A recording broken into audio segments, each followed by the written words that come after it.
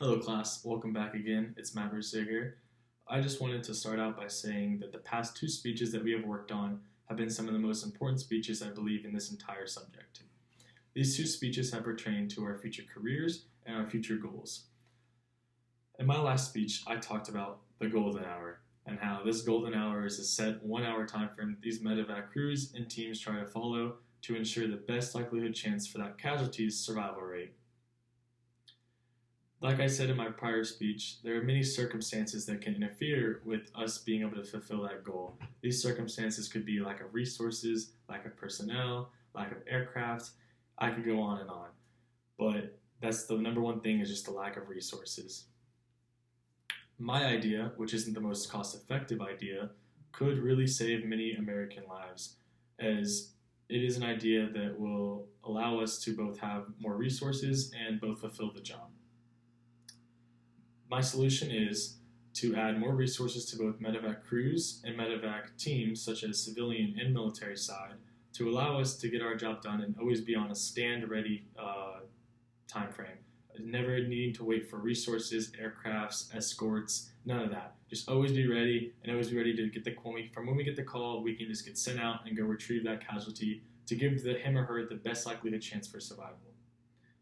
Health management stated, as transport time decreased and capabilities increased, casualties who would previously have been on the killed in action mortality group survived outright.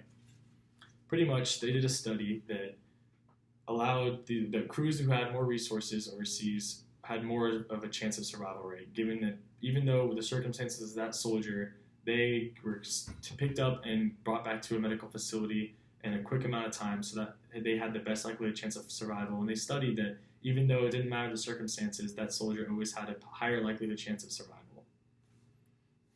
I believe that the only way that we can get this job done or get this solution done is with pressure. And that comes from pressure from both civilian side, it comes from pressure from loved ones who have lost a soldier in action, it comes from pressure from everybody. And that means pressuring our government, pressuring the military, pressuring it all through social media platforms, emails, phone calls, anyone you can get in contact with, just pressuring them to just take a stand and move forward and give us the resources that we need to fulfill our job. This is not just for the military, this is also for the civilian side. There should never be a reason that we are not ready as a medevac crew or team. We should always be on a stand ready and never have to rely on the lack of resources or blame for anything. We should always be ready to go retrieve that casualty and bring them to the medical facility for treatment that they much need. This is the only way that I see that could be the best solution for the highest survival rate. Thank you so much for your time, and I hope you have a great rest of your day.